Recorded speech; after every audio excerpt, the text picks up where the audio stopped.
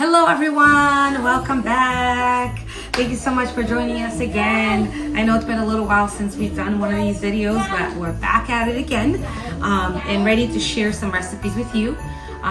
Joseph is around, as you can hear little noises here and there, but this is our life, right? So I wanted to share first something from God. Yesterday, I did have the opportunity to preach at church, and God gave me a message, and it still resonated in my heart today. So I feel like it's important that I share it with you. And the topic that comes to mind as I want to share this with you is keep your eyes on Jesus. Keep your eyes on Jesus. That's the topic that comes to mind as I went through all of this. So yesterday what we shared is in the book of Matthew, chapter 14. It goes from chapter 24 all the way to 32. And I'm not going to read the entire, all the verses and all that. And I'll put this on the comments of this video so you can see. But I'm going to tell you a little bit about it, right? So I'm just going to kind of reinstate it for you in a more slimmed down fashion so you can hear what happened here. What this is all about is that is the time that Jesus was on earth and the disciples had gotten into a boat and they started to go off, and Jesus went off to pray in the mountaintop. And finally, in the middle of the night, Jesus comes walking over the water. Yes, walking above water towards the boat. And here they are on the boat, and there's a lot of wind. There's a storm happening in the boat, the water, everything is shaking from side to side. And here they see this shadow figure kind of walking above water, and they got scared, right? And as he got closer, he's like, on verse 27, he says, "Be of good cheer, it is I, be not afraid," he told them, right? So they were like, "Oh, okay, it's Jesus, here he comes." Peter, one of the disciples, he became courageous. He said, "Well, Jesus, if that's you, then command that I also walk on water, just like you're doing. I want to walk on water too."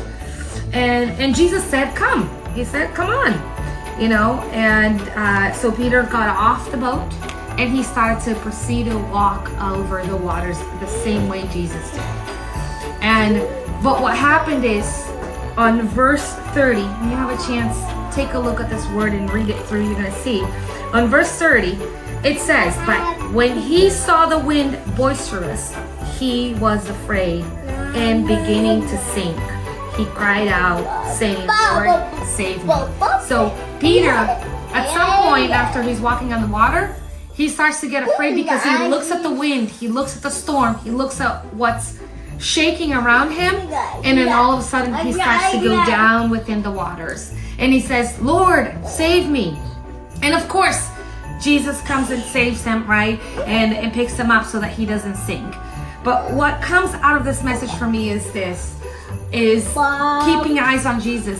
Is many times in our lives, we have situations, we have problems that are happening around us, that if we take our eyes off of Christ and we start to look at the problems look bigger than God. They look bigger than Jesus. They look bigger than, what we could ever solve. And then we start to sink in them. We start to get sad in them, upset in them, and we start to feel like there's no hope of salvation for us. But when you get your eyes off of your problems and you put them back on Jesus, and you reach out to him and say, "God, help me out through this. Help me get through this day. Help me get through this week. Help me get through this situation," and you rest your eyes on Jesus, you're going to be able to get through and overcome any of those situations that you're going through. Even if the problem doesn't get solved at that moment, you will feel like you have someone there that can help you out. And Peter did, something amazing. He was able to walk above water, but it wasn't Peter. The power wasn't in him. The only reason he was able to walk above the water was because Jesus made it happen for him. So when we look to God, even if we are going above shaky ground, or we have things that are going around us that make us unfocused or upset or unsettled, whatever may be the situation, when we keep our eyes on Jesus, those things don't take over us. Instead, we stay firm on top of those things. looking to Christ and walking firmly. So that's what I wanted to share with you. So keep your eyes on God, keep your eyes on Jesus at all times in your life, because life is not easy. Life comes with its challenges day in, day out. But if your eyes are on Him, He will certainly give you the strength, the wisdom, the knowledge, whatever it is that you need in that moment for you to be able to go through and continue walking above those shaky grounds that you may be in. Okay? All right. So that is the message. I want you to stick around, because at the end of the video, I am going to share a testimony with you of something that God was working for our family. And I had told you that in a previous video that I was going to share this testimony. And finally, we're at that stage that we are ready to share what God has done for us, for our son Joseph. So stick around for that.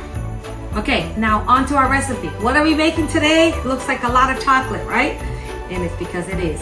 Today we're making, I don't know if my cameraman can focus in on this. Look at the layers. This is called a death by chocolate. You will not have death.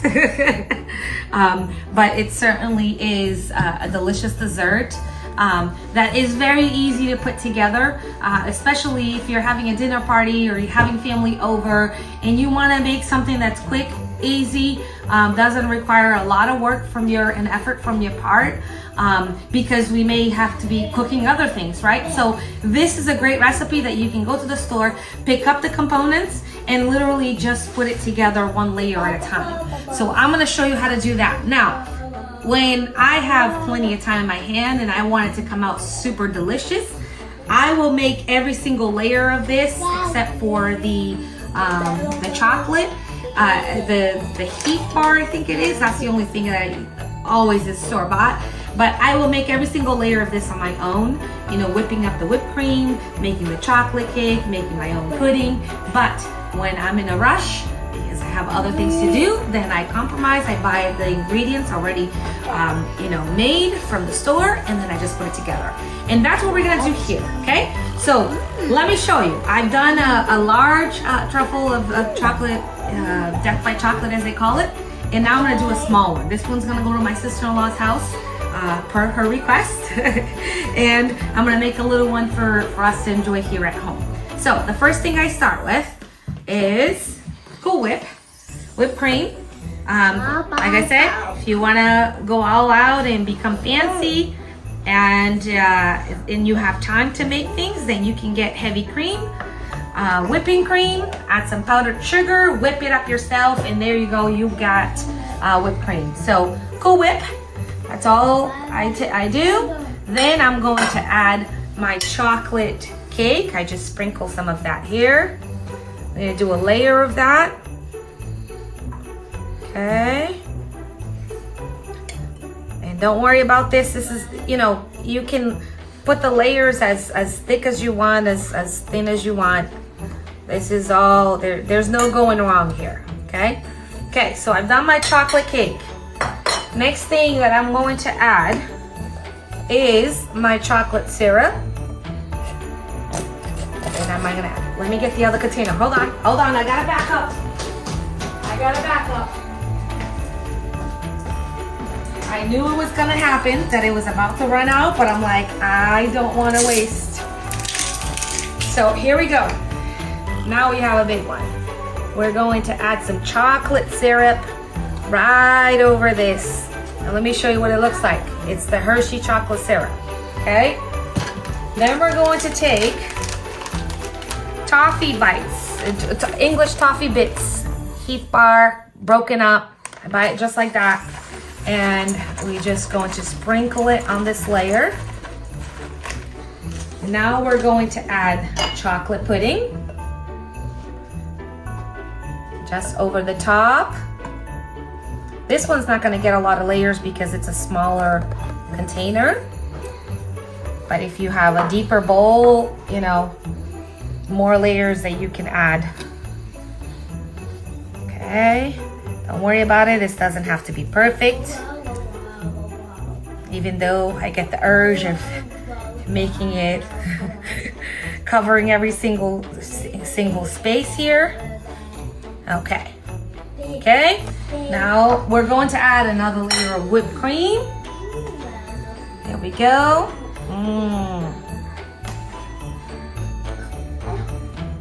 And if you buy Cool Whip from the freezer in the supermarket, just let it sit in your fridge, you know, so that it can thaw out.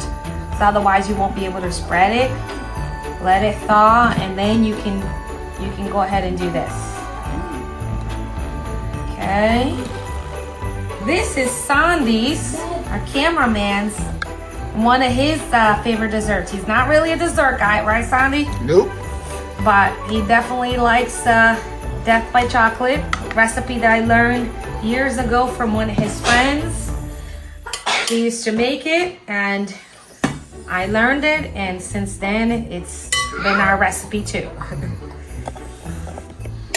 Okay, so we're gonna add more chocolate cake now. There we go. As much as we want. Okay. All right, now let's go back to more chocolate syrup. I know Joseph's gonna like this once it's done. He also likes chocolate quite a bit, like his mom. Just took the shirt off again. Okay, Joseph has no shirt on, as you may see. It is hard to keep him with the shirt on here. All right, more heath, that gives it a nice crunch. And now we're gonna do another layer of chocolate pudding. This should be the last layer, but we'll see. We'll see how much we can get through. Okay. So this is just plain old chocolate pudding. The good thing about this chocolate cake that I got, it's a double chocolate cake, so it has some chocolate chips in there. So somebody's gonna try it, and they're gonna feel the extra chocolate. But you can make, you know, box chocolate cake or any chocolate cake recipe that you might have in your arsenal. Just use that. Okay, this is driving me crazy. I like to use a spatula for things like this, but that's okay. For the sake of time, we're gonna make this work. Okay, guys. Now for the last layer, all right? Actually, the last layer is confusing it. We're gonna put whipped cream again. Now, if you're all fancy, go ahead, get a piping bag, maybe make some designs. I don't have such a firm hand like that. I will definitely not have it come out nice, so it's okay. Just smooth it out. That's all I do. Okay, look at that. Once we're done with this, you pop it in the fridge. You want the flavors to come together and for it to get nice and cold.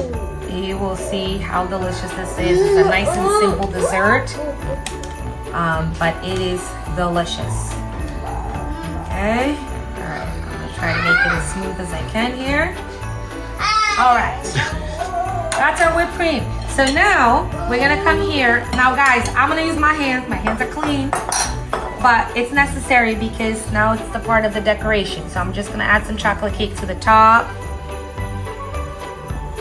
You just give it a little bit and let people know what's inside the truffle. I think it's important anytime you're making a truffle or something like that, that you add some of those components to the top so that people know what's inside.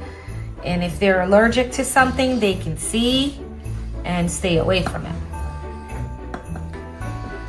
Okay. Right at the end. Okay, let's just use up a little bit. Oh, nothing goes to waste here. And then we're gonna add our heath bar here, right to the middle. Okay. And now, finishing touch is our chocolate syrup. Look at that. Now we're gonna put some more on the side. And that is all, folks. So let me show you, cameraman. See all the layers? Okay, we didn't do a lot of layers, but it's enough to taste good. Of course, I will come afterwards with a little bit of a napkin and clean the edges so that it looks nice and neat. And we'll cover this with plastic wrap, pop it in the fridge so that it can stay nice and cold and so that the flavors kind of come together. And that is all. I am not going to cut into it because this is going to be dessert for tomorrow. But I know it's delicious, and you should try it, and you will know, and you will see how good it is too. Well, now we're going to talk about the testimony that I wanted to share with you guys. Our young son here, Mr. Joseph, who has no shirt on because he's proceeded to take it off a million times. Some of you may or may not know, that's our dog Lola, barking I don't know what, but she is. He has a autism diagnosis. He's 4 years old. He's non-verbal, even though he's very vocal. Likes to sing and make noises and all of that. But he still needs, you know, a little bit of help and therapy and so forth to be able to help him thrive and to be able to, you know, him be able to develop. God has a promise over his life, and we know that in due time, things will be, you know, what they need to be and what God has prepared for his life. Okay, Joseph? I'm going to show you, he's got no shirt on. Don't judge us. But we're going to let him be free sometimes. So, Joseph has been going since he's been little, and we work. Joseph has been going to daycare, and when he became old enough, he started to go to preschool as well, and then, you know, has ABA therapies at home, you know, during the week throughout. And a few weeks ago, I got a call from daycare that there had been some changes in his behavior, and they were a little concerned, you know, thinking that possibly there was not much more they could do for him there. And when that call came through, honestly, I have to say that, you know, it did make me a little bit sad to hear that from them. But I kept my eyes on Christ. I kept my eyes on Jesus. And I know that, you know, if we're living with God and God is with us, He is watching over everything, and He permits things to happen to us for a certain reason. So due to that phone call, they also told me the situation, but they also gave me a suggestion. They said, hey, there is a center that has opened up that they work specifically with children that have autism. You should check them out. And then she also gave me, you know, a few other suggestions of things that we could do and so forth. And, you know, we thought long and hard, and I reached out to the center and started the process of seeing if Joseph could go there.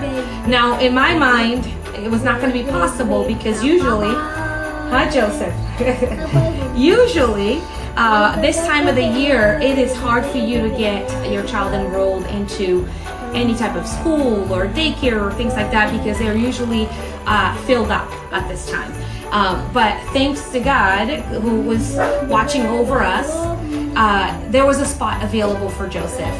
And guys, this was such a blessing for our lives. Like, Joseph on Tuesday will be starting in this new center, and we are excited for him because there he's going to be working with a professional all day. He's going to be having someone work with him one-on-one, giving him therapy and, you know, things as simple as helping us, you know, potty train him and things like that, having a partner with us, you know, from a daycare perspective, all the way to coming home where we can continue working with him. And this blessing is so huge because you can't do that in a daycare environment. Usually in a daycare environment, there's a lot more children in the room. In this place, is specifically designed so that there's a 1-to-1 ratio staff to children. And so we are just beyond thrilled that God has opened this door for us. But I want to share that with you because when we come into struggles in our lives, or we come into situations that make us upset or sad or whatever, sometimes we think like God is not working, right? You think that things are just getting worse and worse. But the reality is God sometimes allows things to get worse so that the right solution can present itself, so that He can work behind the scenes and give you the blessing that you've been waiting for. And I am grateful for Joseph's time at daycare and what he has been able to, people that have been able to help him up until now, all of the professionals with ABA that have given him therapy. I'm grateful for all of that. But I believe that God, has opened the door so that we can step into a new chapter with him, and we can see new growth and new development with him. So I wanted to share that with you, and we are hopeful. We have our faith up, waiting to see what God is going to do through this new door that he opened. And I will be sure to share that with you guys as we see things happening, as we see God moving in Joseph's lives and our lives as well. So thank you so much. I know that was long, but I needed to share that with you so that you know that God does work on our behalf. As long as you keep your eyes on him, he keeps your eyes on you, and he helps open doors for you. Okay? All right, guys. Well, thank you so much. May God bless you guys. Let's say bye to everyone, Joseph. Say bye. You guys say bye? Bye. Bye. God bless.